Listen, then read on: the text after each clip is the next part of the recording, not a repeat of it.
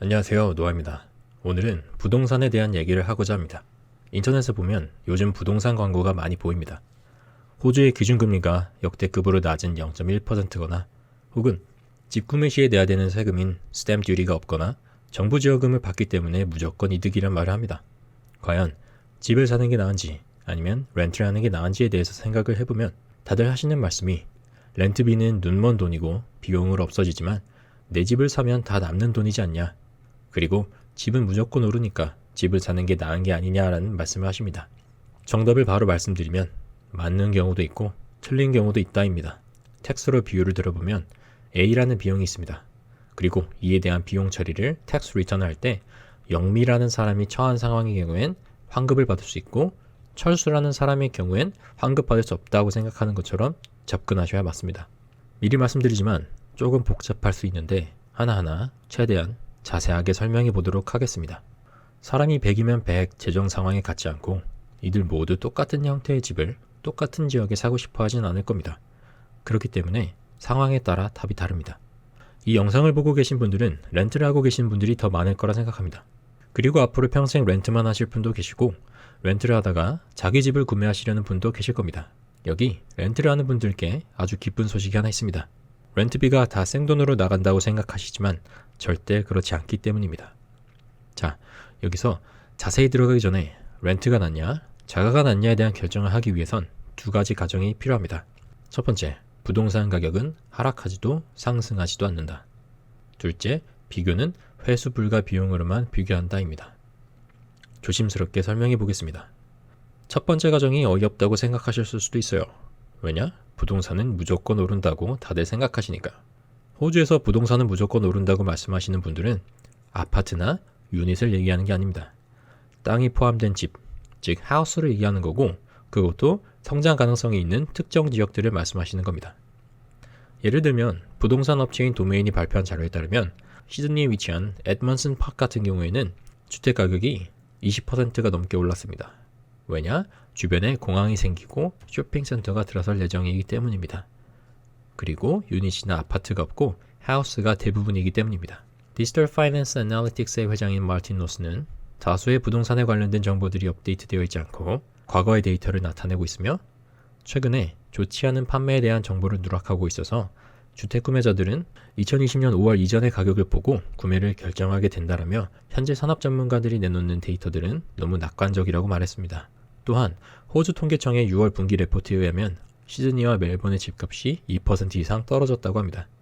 또한 호주에서 전자상거래로 부동산 판매를 시작해 총 거래액이 1조 달러인 것으로 유명한 팩사의 막대한 데이터 분석에 따르면 뉴사우스웨일즈의 1월 1일부터 9월 30일까지의 주택가격 변동은 마이너스 9%, 상업부동산의 가격은 마이너스 14%로 미국의 집값이 폭락했던 글로벌 경제위기 당시 초반 9개월간 미국의 부동산 하락폭인 6.6%를 훨씬 웃도는 수치를 나타내면서 앞으로 부동산의 가격은 하락세를 보일 것으로 전망했습니다.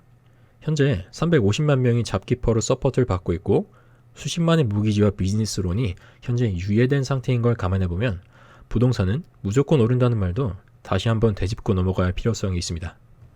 가정에 대한 설명이 좀 긴 것 같죠? 도돌이표를 안 찍으려고 하는 겁니다. 다시 본론으로 가겠습니다. 도메인이 발표한 자료는 에드먼슨 파크라는 지역의 하우스만을 대상으로 가격 변동을 조사한 것이고 앞서 말씀드린 팩사나 호주 통계청의 자료는 모든 지역의 모든 집 종류를 통틀어서 표본을 잡았기 때문에 다른 것이라고 볼 수 있습니다. 그래서 남들 내려가는 시기에 홀로 오르는 부동산이 있는 겁니다. 똑같은 뉴사우스웨일즈인데 가격 변동폭이 이렇게 다릅니다. 설정한 기간과 표본 대상에 따라서 이렇게 다른 값을 나타냅니다. 정확히 무엇을 어떻게 바라보고 말을 하느냐에 따라서 똑같은 시간, 똑같은 공간에 있으면서도 어떤 사람은 증가를, 어떤 사람은 감소를 보게 되는 겁니다. 집값이 오르게 되면 당연히 집을 사는 게 유리합니다. 하지만 집값이 오르는 집이 있고 그렇지 않은 집이 있기 때문에 첫 번째 가정의 부동산 가격은 변동하지 않는다가 필요한 겁니다. 이어서 두 번째 가정에 대해 설명드리겠습니다. 두 번째로 렌트 비용을 내면 투자되는 돈이 아니라 단순히 내 주머니에서 나가서 다시는 영영 돌아오지 못하는 돈이기 때문에 비용과 비용끼리만 계산해야 렌트가 맞는지 집 구매가 맞는지에 대해 정확한 비교가 가능합니다. 예를 들면 저희가 론을 빌려서 돈을 갚을 때에는 원금과 이자를 같이 갚죠. 여기서 원금과 이자 비용을 같이 갚는 것을 가정하면서 그 중에 이자 부분만 도려내서 계산하는 겁니다. 이제 본론입니다. 렌트를 했을 때 나가는 비용은 주당 나가는 렌트비와 사주치 본드비 끝입니다. 그에 반해 자가로 집을 소유했을 때 들어가는 비용은 꽤나 많은데 리스트로 정리해봤습니다. 추후에 필요하신 분들을 위해서 엑셀 시트를 올려드릴 테니까 한번 참고하시면 좋을 것 같습니다. 비용이 하도 많다 보니 다양하게 정리를 했습니다. 그래서 복잡하더라도 양해 부탁드립니다. 어차피 내실 돈들이에요. 아무것도 모르고 내는 게 편하시면 안 보셔도 됩니다. 근데 내가 내는 돈이 어디에 어떻게 쓰이는지 그거는 좀 아시면 좋으니까 그래서 한번 보시면 좋을 것 같습니다. 보시면은 제가 이렇게 정리를 했는데 좀 복잡하죠. 제가 봐도 좀 복잡한 것 같은데 위에서부터 보면은 홈 밸류입니다. 집값이고요. 그 다음에 디파짓 퍼센티지입니다. 그리고 얘는 1년 동안 들어가는 비용이고요. 얘는 30년 동안 들어가는 비용입니다. 그리고 얘는 위클리고요. 보시면은 원오프 코스트가 있어요. 원오프 코스트. 그래서 한 번만 지출하면은 추가적으로 지출이 없는 것들. 그 다음에 ongoing 코스트는 주기적으로 지출되는 비용들입니다. 이 원오프 코스트 같은 경우는 한 번에 내는 돈이기 때문에 제가 예를 들을 비용이면은 30년으로 나눴고요. 그 다음에 위클리는 이 2어로 된 얘를 1년이 52주니까 52로 나눈 겁니다. 그래서 이렇게 쭉 계산이 됐고요. 하나하나 설명을 드리면요. 이 Lenders Mortgage Insurance는 디파짓이 20%인 경우에는 내지 않고요. 그렇지 않고 디파짓이 15%, 뭐 10% 아니면 5%면은 금액에 따라 다른데 대략 8,000불 정도로 나갑니다. 그 다음에 Mortgage Interest Rate는 제가 커먼웰스 뱅크에서 직접 계산을 했고요. 80만 불을 30년 동안 2.6% 이자로 계산을 했습니다. 그래서 원금은 계속해서 갚아나가는 것을 가정해서 이자 비용을 계산하는 겁니다. 그래서 토탈 인트레스트 차지가 36만 6천 불이네요. 그래서 36만 6천 불이 여기 들어가 있고요. 얘가 비용이 애뉴얼로 나타나는 겁니다. 그리고 인컴 프로텍션 인슈런스 같은 경우에는 론을 받을 때 추가적으로 내는 서류인데 부상을 당하거나 수입을 받지 못하는 경우를 대비해서 보험을 들어넣는 겁니다. 보통 월에 50불 정도인데 많이 드는 경우가 없다길래 제외했습니다. 그 다음에 론 서비스 패키지 피는요. 뱅크가 매년 론 사용자에게 차지하는 비용입니다. 패키지로 계산했습니다. 보통 350입니다. 그 다음에 Search Processing Fee 같은 경우에는 은행에서 론 어플리케이션에 관련해서 지출되는 비용이고요. 그 다음에 에이전트 피 같은 경우에는 구매할 때 내지 않고 판매할 때 약 집 판매가의 1%에서 한 2% 정도 냅니다. 지역마다 조금씩 다릅니다. 에이전트마다 좀 다르고요. 그 다음에 Valuation Security Assessment Fee 같은 경우는 은행이 돈을 빌려주기 전에 집의 가치 판단을 위해서 외부인을 고용해서 어세스먼트 하는 비용입니다. 이것도 되게 다양한데 대략 400불로 때려 넣었습니다. 그 다음 Home and Contents Insurance 연에 1,500불 그래서 100불이 조금 넘는 금액으로 계산을 했는데요. 지역마다 범죄율도 다르고 자연재해 예를 들면 뭐 산불이나 수해가 날 확률에 따라 다르고 집의 크기에 따라서도 다르고 커버되는 컨텐츠 내용에 따라서 매우 다릅니다. 근데 호주 전역 평균치가 집 가치가 50만 불이라고 환산했을 때 월에 약 80불이라고 합니다. 그래서 그에 따른 계산을 한 거고요. 그 다음은 Strata Fees. 얘는 좀 큽니다. 유닛이나 아파트에서 단지 관리 비용으로 나오는 금액인데 단지 내에 뭐 수영장이나 헬스장과 같은 시설이 있을 경우에는 이러한 시설 관리를 위해서 쿼터당 1,500불 정도가 기본인 경우가 많습니다. 그래서 분기당 1,000불로 보수적으로 잡으려 했는데 1,500불로 잡은 이유는 이 스트라타 피가 계속 상승하는 비용이기 때문에 보수적으로 잡는 경우에는 실제 나가는 금액보다 훨씬 더 과소평가가 되는 경우가 있기 때문에 제가 연으로는 6,000불을 잡아놨습니다. 그 다음 메인테넌스 코스트입니다. 메인테넌스 코스트 같은 경우에는 통계적으로 대략 1%가 나온다고 합니다. 첫 몇 해는 안 들어갈 수 있어요. 근데 그 이후 주기적으로 들어가는 비용을 잡아놨습니다. 뭐 house dust, broken toilets, ovens, garden, 뭐 카페트 고장 났을 때. 그 다음은 pest management인데 이거는 약간 그 병충해 매니지먼트예요. 퀸즐랜드 경우에는 연에 한 250불 정도 들어가는데 보험이 커버가 안 되는 경우가 있기 때문에 보통 지출을 한다고 하시더라고요. 근데 시드니 같은 경우는 잘 모르겠습니다. 이거 제외했어요. 그 다음은 renovation. renovation 같은 경우에는 집을 사게 되면은 30년에 한 번은 꼭 하게 될 것이라고 생각해서 넣었습니다. 모든 방이나 구석구석을 renovation 할 수 있지만은요. 보수적으로, 최대한 보수적으로 잡기 위해서 부엌 renovation만 넣었고요. 부엌 renovation은 평균적으로 10,000불이 든다고 합니다. 그 다음에 land tax는 primary residence 같은 경우는 낼 의무가 없기 때문에 0불로 제외했고요. 그 다음에 council rates는 카운슬이 내는 세금입니다. 카운슬마다 다르고요. 뉴사우스웨일즈는 평균 1,060불이라고 합니다. 그 다음 water rates. 이 같은 경우에는 렌트할 땐 내지 않는데요. 집을 직접 소유할 경우에 내게 되는 금액입니다. 대략 연애 1인당 1000불이라고 합니다. 2인 기준으로 잡았습니다. 그 다음에 stamp duty.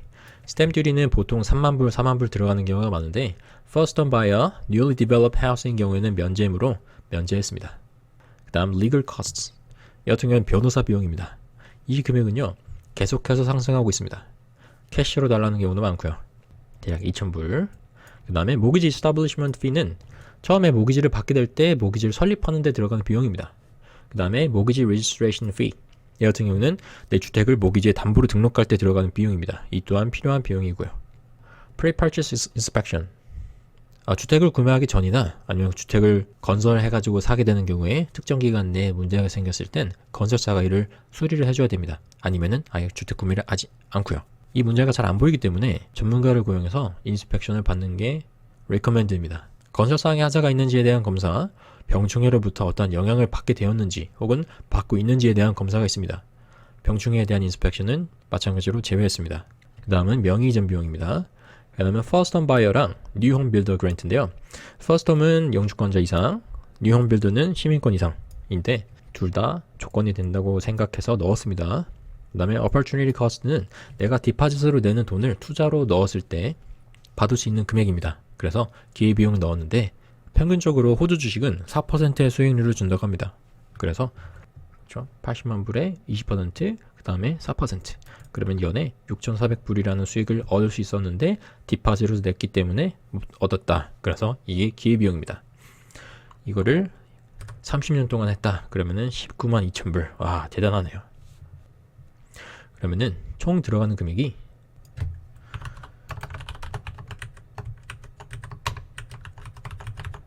이렇게 되는 거네요. 주에 700불, 연에 36,800불, 토탈 1밀리언. 근데 여기는 프린시펄이 포함이 안 돼 있어요. 대단하죠? 이 집값이 엄청 비쌉니다. 호주가 가구 부채 비율 세계 2위인 이유가 다 있어요. 근데 여기서 추가적으로 정보 사용자에 따라서 한 번 더 나눌 필요가 있습니다. 만약에 저 같은 경우는 현재 렌트를 하고 있지만 집을 구매할 예정인데요. 그래서 현재 렌트에 들어가는 비용을 비교할 수 있는 대상들과 함께 비교해 보겠습니다. 제가 자가로 샀었으면 아낄 수 있었던 돈은 이걸로 계산합니다. 오 표시되어 있는 데들만. 그래서 메인테넌스 ongoing cost랑 파이낸스 opportunity cost만 계산했어요. 그래서 ongoing cost는 인슈런스 넣었고요. 그 다음에 strata fees, past management 이거 제로이긴 한데 넣었습니다. council rates, 그 다음에 water rates 이렇게 넣었고요. 그 다음에 그래서 여기에 피벗 테이블이 존재합니다. 그래서 O랑 X가 있고요. 이 O로 된 금액. 그래서 제가 구매 예정일 때 고려되는 금액만 계산을 해보면은 326불이고요. 그래서 제가 500불을 내고 있으니까 500불에서 이 금액을 빼면은 제가 집을 자가로 샀었으면 아낄 수 있는 돈이 대략 주에 173불이 됩니다. 그래서 이거를 1년치로 계산하면은 9,000불이네요. 그래서 1년 뒤에 집값이 9,000불 이상 떨어질 것 같다. 그러면 1년 뒤에 집을 사시는 거고요. 만약에 집값이 1년 동안 9,000불보다 이하로 떨어지거나 예를 들면 5,000불 떨어지거나 혹은 집값이 오를 것 같다 라고 판단이 되신다면 바로 사시는 겁니다. 하지만 만약에 디파짓을 10%로 한다면 모기지 인슈런스 약 8,000불을 그리고 이자 비용을 추가로 계산하시면 되겠죠. 그래서 이러한 변수들이 하나 둘 있기 때문에 어느 누구도 구매자의 상황을 보지 않고 단순히 렌트가 낫다, 자가집이 더 낫다 이렇게 말씀하시면 안 되는 겁니다. 자, 이렇게 지출의 상당 부분을 차지하고 있는 거주 비용에 대해서 알아봤습니다. 여러분들의 현명한 선택에 도움이 됐으면 좋겠습니다. 다양한 의견 주시면 후에 다른 분들께 도움이 될 테니까 다양한 댓글 부탁드립니다. 감사합니다.